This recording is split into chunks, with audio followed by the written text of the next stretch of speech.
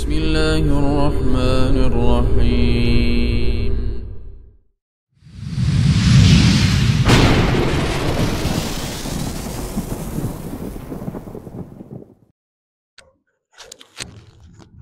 بسم الله الرحمن الرحيم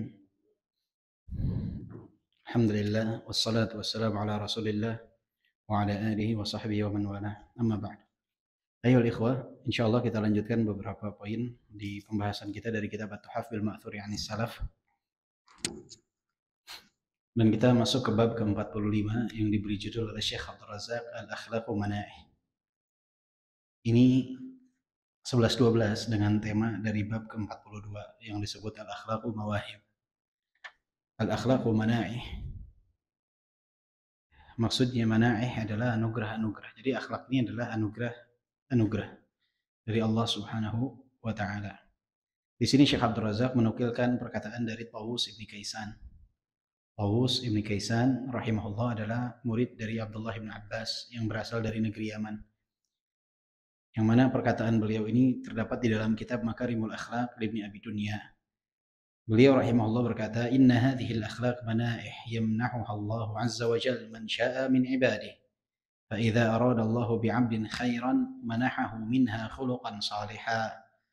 Sesungguhnya akhlak-akhlak ini adalah anugerah-anugerah yang Allah karuniakan kepada siapa yang Allah kehendaki dari hamba-hambanya. Maka jika Allah Subhanahu wa taala menginginkan kebaikan bagi seorang hamba, Allah akan menganugerahkan baginya akhlak yang saleh. Kata Syekh Abdul Razak, "Fal muwaffaq man yujahidu nafsahu 'ala al-qiyami bi mahabbillah musta'inan bihi wahdahu rajiyan maddahu wa 'aunahu multamisan an yamna'ahu min mana'ihi rafdihi wa mawahibi birrahu." Maka orang yang mendapatkan taufik adalah yang dia berijtihad, dia berusaha untuk menegakkan perkara-perkara yang dicintai oleh Allah, meminta pertolongan kepada Allah, berharap pahala dari Allah, dan berharap pertolongan dari Allah Subhanahu wa taala agar Allah Subhanahu wa taala menganugerahkan kepadanya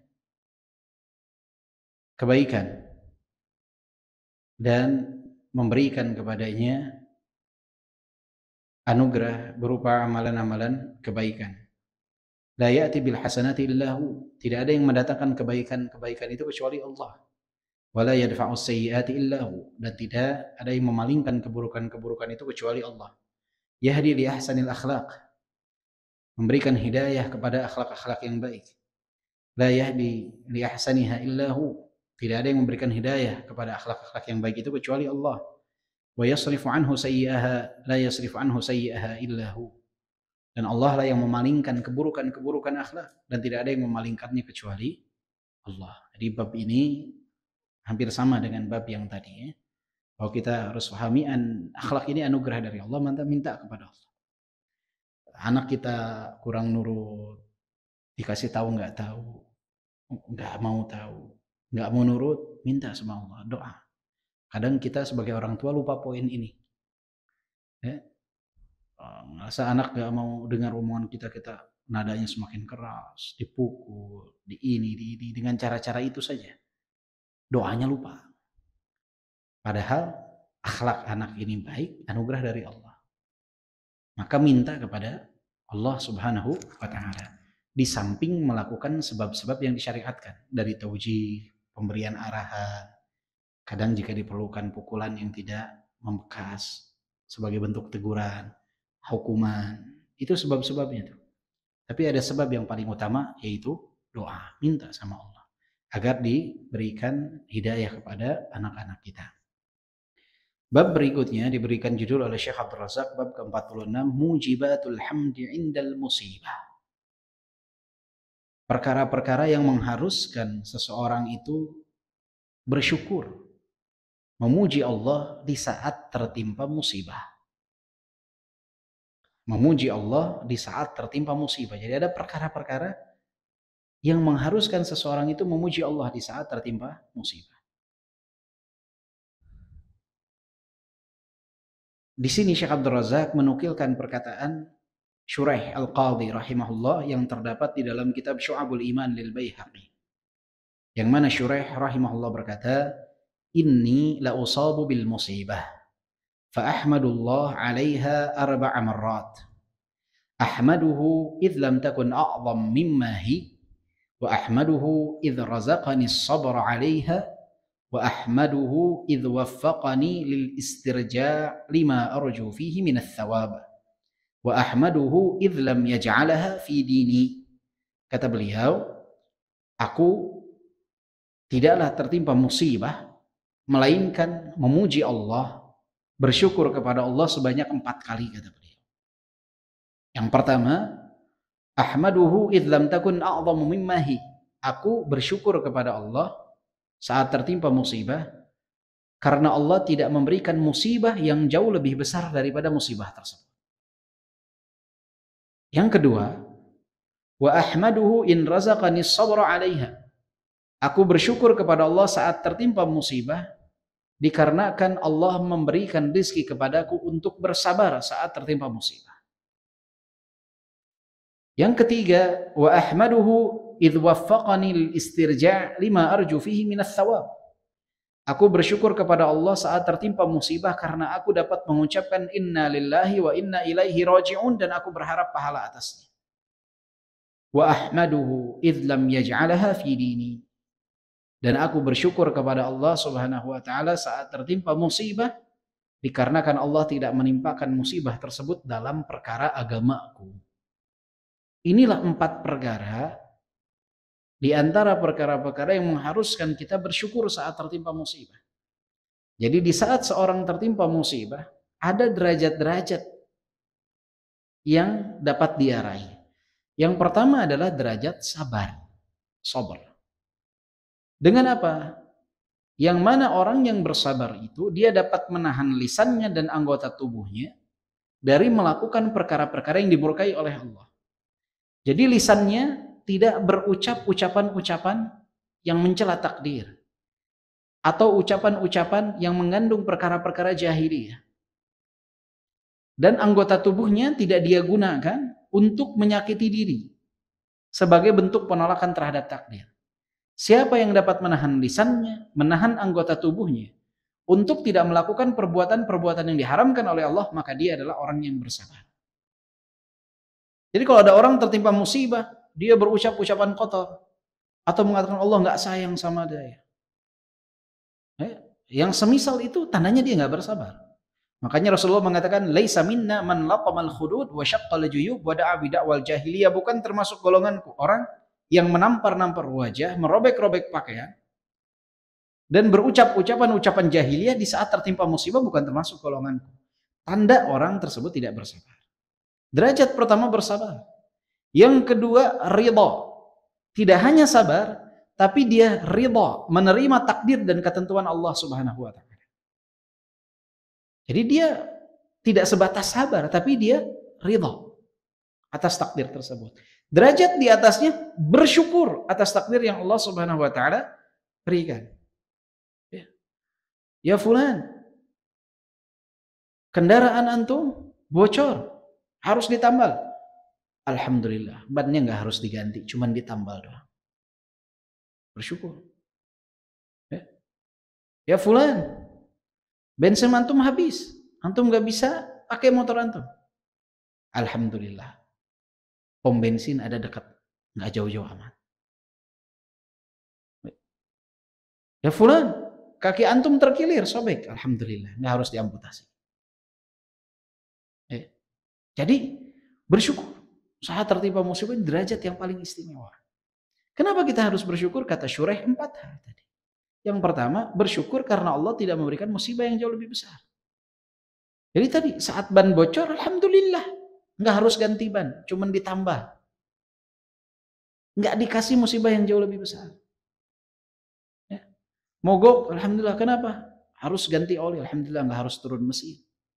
Jadi tidak diberi musibah yang jauh lebih besar, ini harus bersyukur kita. Yang kedua, karena kita mampu bersabar.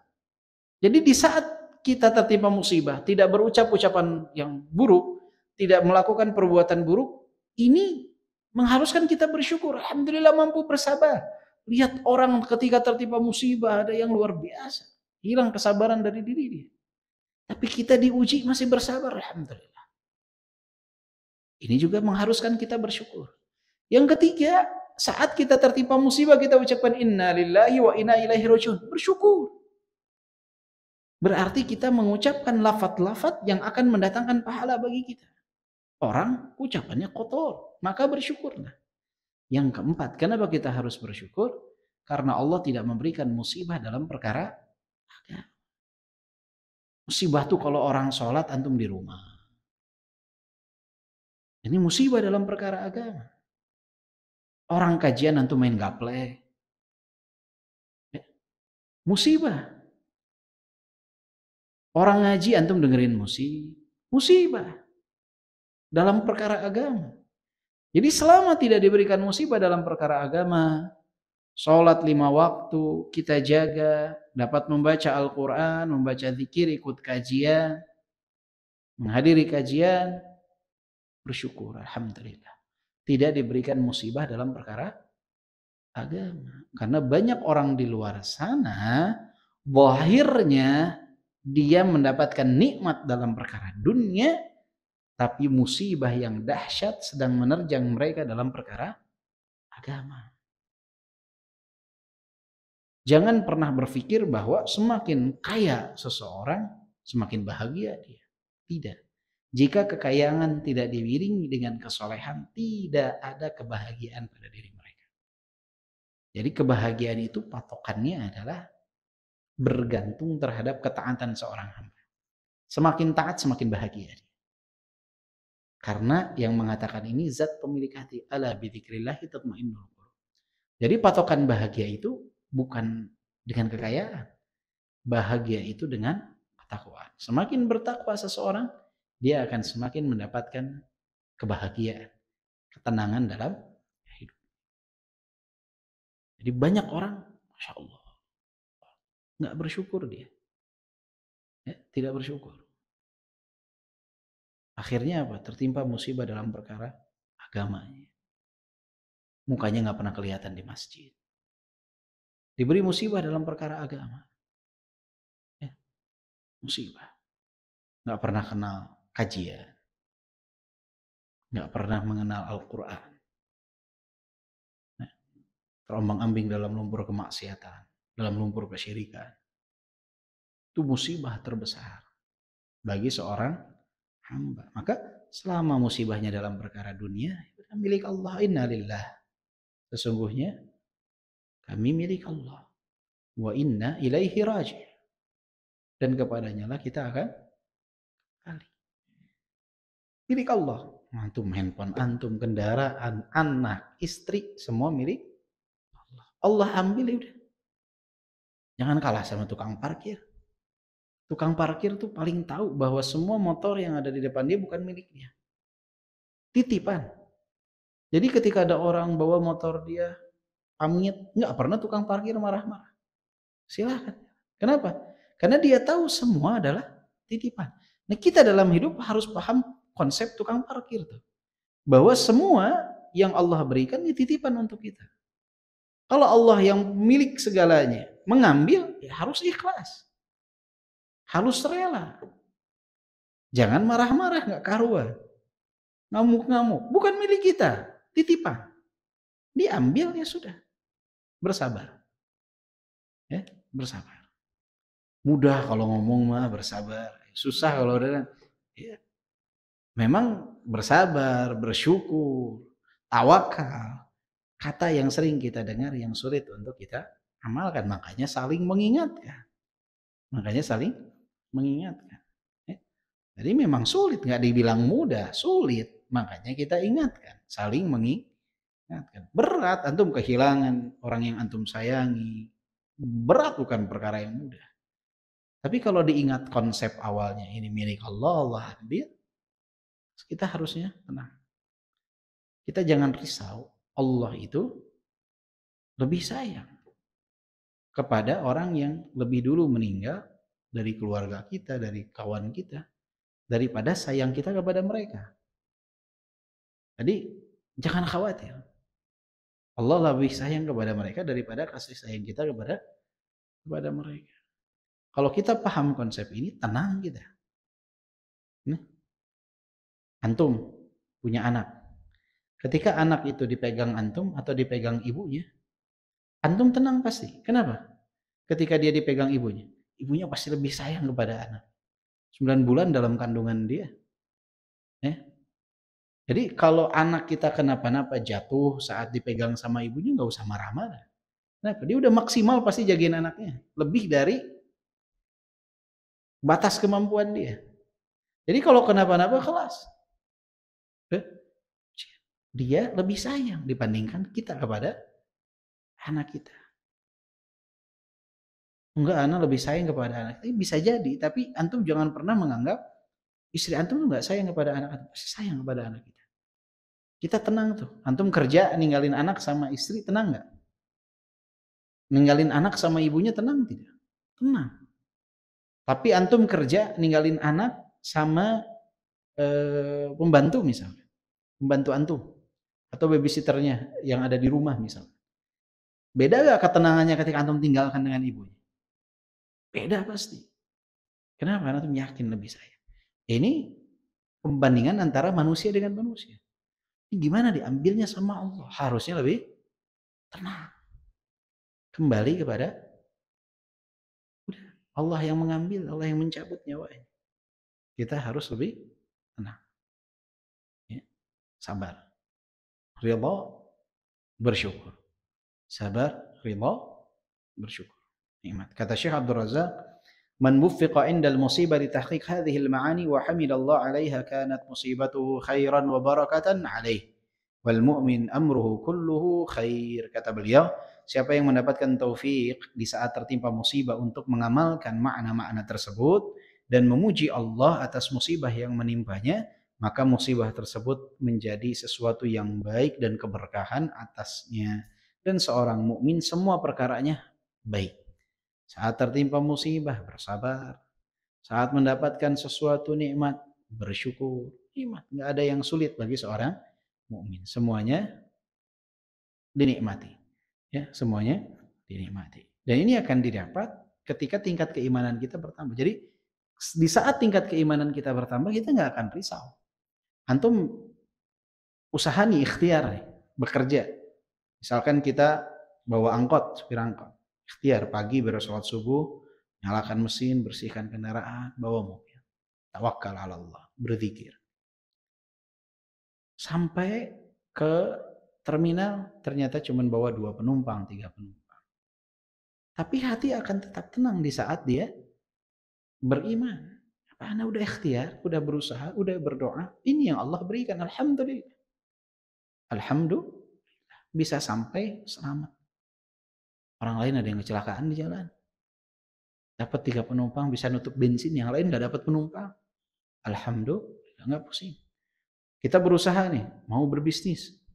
Tiba-tiba di tengah jalan, rugi. Gak usah risau. Nah ini dari Allah Subhanahu wa ta'ala. Kita udah berikhtiar, berusaha, tawakal kepada Allah. Untung rugi, ketentuan dari Allah Subhanahu wa ta'ala. Dan bagi orang mukmin, ikhtiarnya dia ketika dia berusaha itu nggak ada kata rugi. Karena yang dia cari tadi konsep awalnya apa?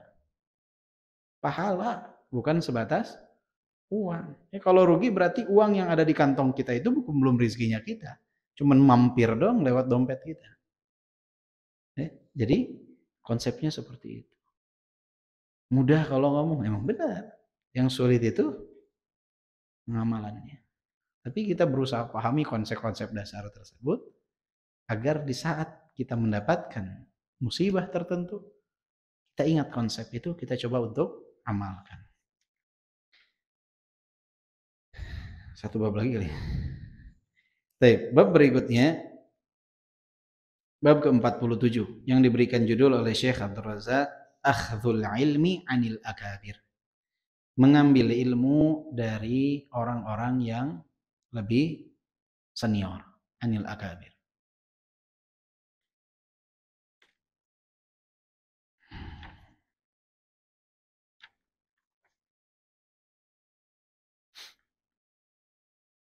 Di sini Syekh Abdul Razak menukilkan perkataan dari Imam Ahmad yang terdapat dalam Tabaqat Al-Hanabilah jilid 1 halaman 198. Beliau rahimahullah mengatakan, ketika beliau ditanya, su'ilal Imam Ahmad rahimahullah an rajul yuqimu bi baladihi wa yanzilu fil hadith darajah. قال ليس يطلب العلم هكذا لو طلب العلم هكذا مات العلم إنما يؤخذ العلم عن الأكابر. Imam Ahmad pernah ditanya tentang seseorang yang tidak pergi menuntut ilmu, tinggal di kampungnya, di tempatnya, nggak mau mencari ilmu. Yanzilu fil hadith darajah. Akhirnya dia dapatkan ilmu itu dari generasi berikutnya, dari turun derajat hadisnya itu. Contohnya misalkan dia adalah seorang penuntut ilmu. Ketika dia pergi merantau, dia langsung bisa dapat ilmu dari syekh zaman kita nih sekarang. Tapi karena dia enggan untuk menuntut ilmu, merantau, mencari ilmu, akhirnya dia cuma mendapatkan ilmu dari seorang ustadz, yang ustadz ini dapat dari syekhnya. Generasi berikutnya berarti kan turun kan. Harusnya dia bisa mengatakan saya dapat ilmu dari syekh fulan, akhirnya saya dapat ilmu dari ustadz fulan, yang ustadz ini muridnya si syekh fulan. Padahal dia bisa datang ke si syekh ini. Bisa tuh datang. Bisa menuntut ilmu ke sana, tapi malasnya ini menempatkan dia diam di tempat. Akhirnya cuma dapat dari generasi keduanya. Ditanya Imam Ahmad tentang orang yang seperti ini, padahal dia bisa pergi ngambil ilmu, tapi dia nggak mau melangkah. Kata Imam Ahmad, laisa yutlabul ilmu hakadha. Ilmu itu bukan didapat dengan cara seperti ini. Lau tulibal ilmu hakadha matal ilm. Kalau cara ilmu, seseorang menuntut ilmu seperti ini, ilmu akan mati. Innama yu'khadhul ilmu 'anil akabir. Ilmu itu diambil dari para senior. Orang-orang yang lebih senior. Kata Syekh Abdul Razak, idza kana nuzul darajah fil hadits min asbab dawmatul ilm. Jika turunnya derajat hadis itu dapat menyebabkan merupakan bagian dari sebab matinya ilmu, fa ayyu syai'in takunu ulum man yantaqisuna al-ulama al-akabir wa yashtumunahum. Jika turunnya derajat hadis aja termasuk dari sebab matinya ilmu, lantas bagaimana dengan orang-orang yang selalu mencari celah dari para ulama-ulama yang senior? Bahkan tidak sedikit yang mencela dan mencaci mereka. Akan seperti apa ilmu mereka? Enggannya mengambil ilmu ke mereka saja, itu bisa menyebabkan matinya ilmu. Apalagi orang yang sampai mencari-cari kesalahan mereka dan mencela, mencaci maki mereka. Jadi kayak antum hadir kajian di masjid, ini mah ibaratnya mah apa ya? Disebutnya tak ada kayu, rotan pun jadi, bukan? Nah, seperti itu. Jadi kalau udah ada kayu, cari ke kayu. Ibaratnya antum nih kalau wudhu lagi tayamum, kalau udah ada air, ambil air. Ngapain tayamum? Kita ada di majelis ilmu seperti sekarang, di masjid ini seperti itu. Jadi kalau ada kesempatan mencari ilmu kepada para ulama senior, para asatidzah yang senior, cari. Berangkat, langkahkan kaki. Jangan ngandelin junior. Yang junior mah sering salah paham, salah mengerti, minim ilmu. Yang senior pengalamannya banyak. Makanya disebutkan al-akabir itu, kata Syekh Al-Utsaimin mengatakan, huwal jami'una fi kibarihim bainal ilmi wassin. Mereka itu yang menggabungkan keseniorannya itu antara dua, ilmu dan usia. Ini yang disebut akabir. Senior itu dalam ilmu itu dua. Yang dia bisa menggabungkan antara kesenioran dia dalam ilmu dan kesenioran dia dalam usia. Matang. Terlebih di zaman-zaman fitnah. Antum jangan dengarkan yang junior. Mau gelarnya sepanjang apapun. Cari ulama-ulama yang senior. Yang dia sudah merasakan asam garam dakwah. Yang dia sudah merasakan jenggotnya sudah memutih dengan menyebarkan dakwah. Dengar yang senior. Zaman-zaman fitnah. Itu lebih lagi itu dari hari-hari biasa. Jangan yang junior, wah ini gelarnya banyak, ini kan S2, ini kan S1, ini S3. Ini mah nggak ada gelarnya ustadznya. Jangan lihat dari itu, lihat ilmunya. Lihat keseniorannya dalam usia, dalam ilmu dan dalam usia. Gelar itu tidak menandakan seseorang memiliki ilmu, tanda dia pernah belajar. Tanda dia pernah belajar.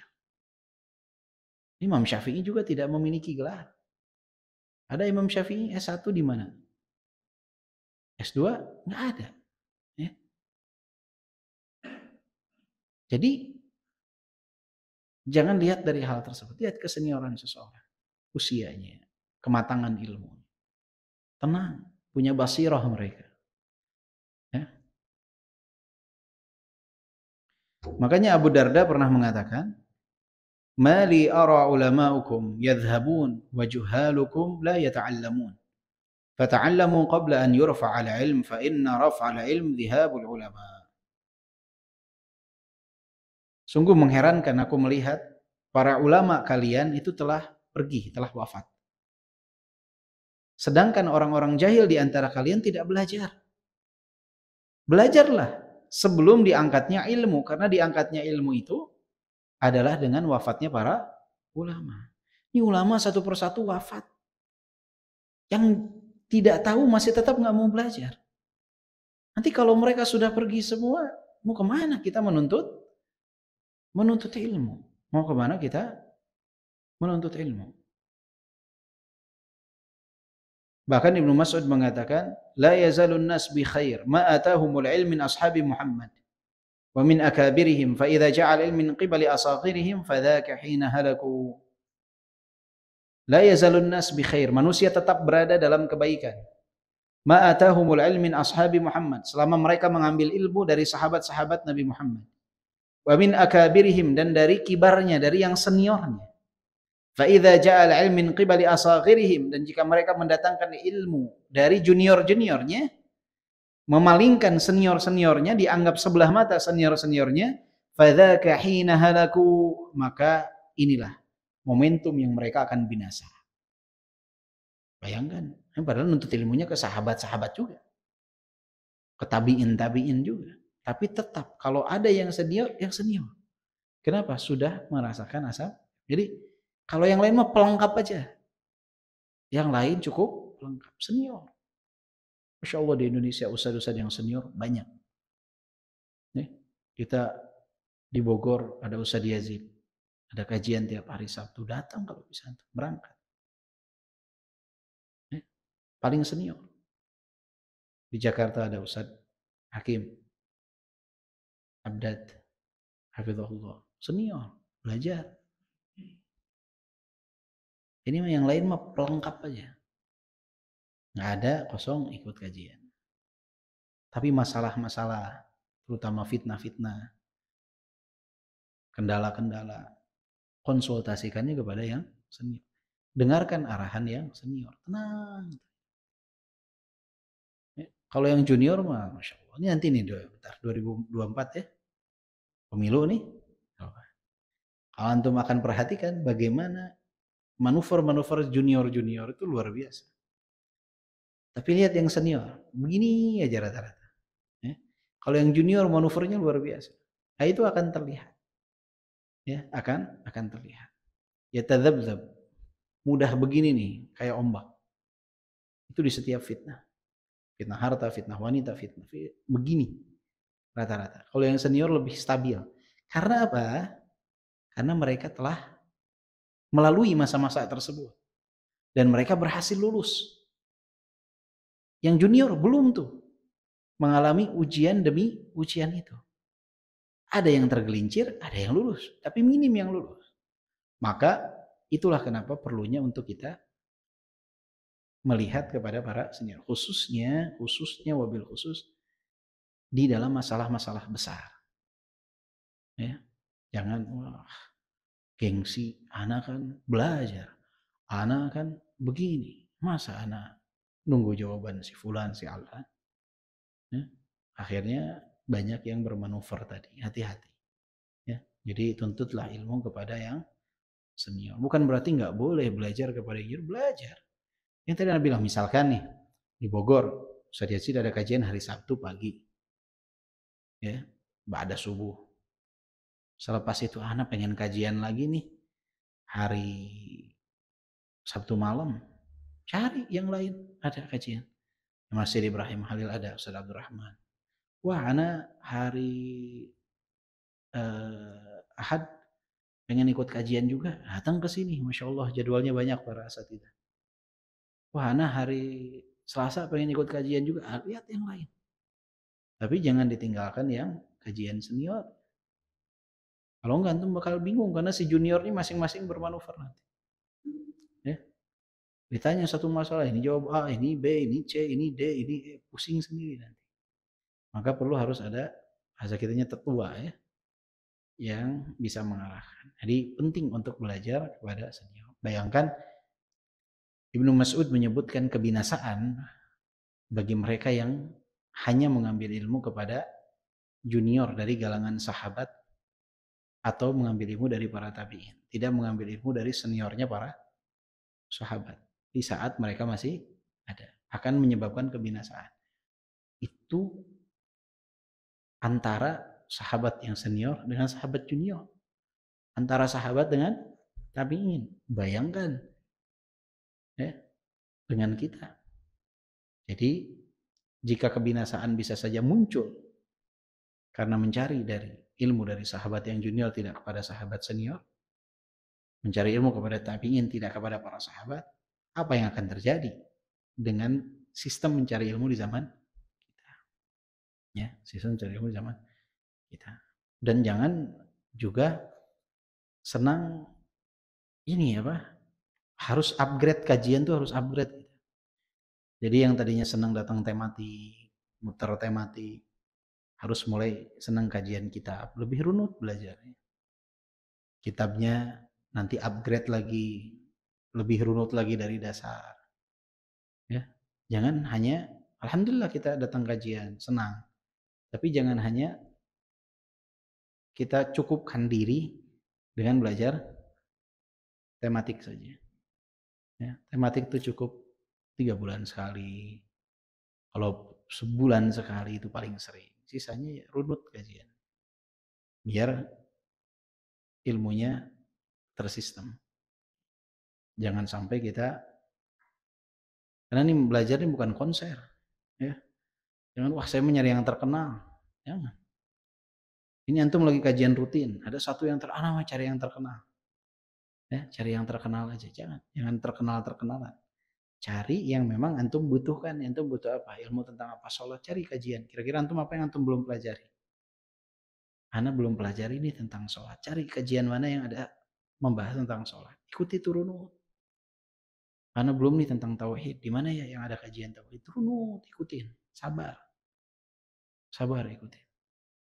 Ya. Jadi jangan loncat-loncat. Sabar ikutin. Jadi kita nih yang paling tahu apa yang kita nggak tahu. Cari tahu apa yang kita nggak tahu. Antum, anak belum nih belajar tentang sholat. Ada gak di Bogor yang kajiannya tentang sifat sholat Nabi? Enggak ada. Masya Allah sekarang ada media nih. Download atau di YouTube ada playlistnya kajian sifat sholat. Setiap hari dengerin setengah jam. Di jalan dengerin. Menuju kantor dengerin. Di kereta dengerin. Selesai itu sebulan. Anda butuh apa lagi ya? Terus. Nggak kerasa tuh nanti setahun 2 tahun ilmu sudah, daripada loncat sana loncat sini. Cuman ngandelin scrollan doang. Mana yang muncul di beranda itu yang didengerin. Itu akan ibaratnya apa ya? Nggak karuan nantinya. Tapi kita harus tahu sistemnya runut. Itu enak. Enak nggak bisa bahasa nih. Enak mau belajar lah. Belajar bahasa Arab. Apa yang harus anak pelajari? Coba antum belajar nahunya. Apa nahunya ya? Anak belajar harus jurumiyah. Terus apa lagi? Coba belajar syarahnya. Coba deh. Apa Tuhfatul Wasabi anak belajar misalnya. Terus. Anak pengen nahu nih. Anak pengen bahasa Arab apa nih? Tanya. Oh, Durusulullah di mana ya ada kajian bahas Durusulullah? Atul al-Arabiyah baina yadaik. Anak pengen belajar. Runut. Harus ada tuh. pengen belajar tazkiyatun, pengen belajar ini, pengen belajar ini, tapi runut. Makanya ikuti kajian kitab secara runut. Penting daripada, karena hasilnya beda. Coba orang yang mondok di pesantren 3 tahun dengan yang ikut kajian tematik muter-muter 20 tahun, hasilnya biasanya lebih bagus mana? 3 tahun udah bisa baca kitab, hafalan banyak. Kenapa? Puguh belajarnya, tersistem dia, runut. Yang 20 tahun ke sana, ke sini, ke sana, sini. Nanti jadi tim hore-hore, ke sana ramai, ke sini ramai. Udah pulang belajar nggak tahu. Jangan sampai ditanya tadi kajian bagus. Temanya apa? Lupa. Ya, jangan. Ana pernah dulu sholat Jumat di satu masjid waktu kuliah. Teman Ana sholat di masjid yang lain. Beres sholat kita ketemu. Dia bilang, ente salah tadi nggak sholat di masjid ini. Bagus khutbahnya. Luar biasa. Sepanjang jalan. Ana sampai pusing dengar dia. Kata Ana tuh emang bahasnya tentang apa? Ana dengar khutbah di masjid yang ini. Kata Ana bagus. Kata dia enggak. Ana dengar masjid bagus. Emang temanya tentang apa? Lupa Ana temanya tentang apa. Kata. Subhanallah. Ya, jangan sampai kita begitu. Jadi jangan cuma enak tapi pahami. Step berikutnya kita ikut kajian nih. Coba bawa alat tulis, catat. Pakai handphone sekarang, masya Allah, canggih. Catat apa yang penting. Kenapa catat? Catatan ini nggak akan hilang. Insya Allah ya. Qayyidul ilma bil kitabah. Ikat ilmu itu dengan tulisan. Ya, dengan tulisan. Tulis. Dengan tulisan itu akan keikat tuh. Keikat. Mana ada buku khusus tuh, buku tulisan. Walaupun kita sudah hafal, tulis dulu. Suatu saat kita bakal lupa. Tulis. Ya, nyaman tuh. Jadi kita punya buku tulisan. Fawaid itu ada tulisannya. Jadi kita ke suatu saat kita bahas satu bab, ada catatannya tuh. Ada catatannya. Rata-rata yang mengisi seperti itu. Dia ada catatannya. Catatan keutamaan bulan Muharram. Tahun depannya ketika ketemu lagi bulan Muharram, dia buka catatan dia karena tulisan tangan. Itu tinggal dilihat, oh ini, oh iya, ingat lagi. Kenapa? Tulisan tangan dia beda dengan baca di handphone. Enggak ikat, yang ditulis tuh qayyidul ilma bil kitabah. Ikat ilmu dengan tulisan tuh betul. Nanti oh tinggal baca, oh iya ini. Kan itu rata-rata tema per musimnya kan. Nanti ada tema-tema tambahan yang lain. Jadi belajar pada akabir dan upgrade diri kita. Jangan stagnan di situ terus. Upgrade. Ya. Untuk diri kita, bukan buat orang lain dulu, buat diri kita dulu. Buat orang terdekat kita. Upgrade terus. Jadi ada hasil. Kalau perlu ya ikhwah, apalagi yang muda-muda, sempatkan pesantren itu, nyantri 2 tahun. Sekarang kan banyak pesantren yang udah ex SMA, orang-orang yang sudah keluar SMA, nyantri 2 tahun. Biar pondasi-pondasi dasar tuh ada. Nggak lama 2 tahun. Apalagi kalau ada orang yang masih nafkahin antum. Atau di sana juga biasanya tempat-tempat tersebut bisa sambil bekerja buat memenuhi sebatas kebutuhan hidup. Nyantri 2 tahun. Dan itu pulang tuh udah enak tuh, ada pondasi dasar. Banyak beberapa ikhwah tuh dari Bogor, ada yang rantau ke Jawa Tengah, Jawa Timur cari pondok, ada yang juga di Bogor juga ada. Mondok setahun nggak lama, setahun 2 tahun nggak lama, tapi efeknya luar biasa. Setahun deh, kalau 2 tahun berat, setahun minimal kita bisa hafal 1 juz aja minimal. Alhamdulillah 3 juz 1 tahun misalkan, nikmat. Hafal dasar-dasar ilmu. Nabung antum, misalkan pengeluaran sebulan 5 juta, misalkan buat keluarga, nabung udah dapat 60, bismillah, titipin dulu usaha atau apalah,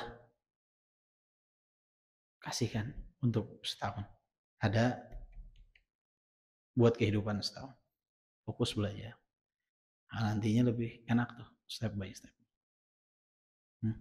Tapi tetap kewajiban utama mencari nafkah harus dilakukan. Jangan anak tawakal. Istri antum di rumah sama anak makan apa? Ada Allah.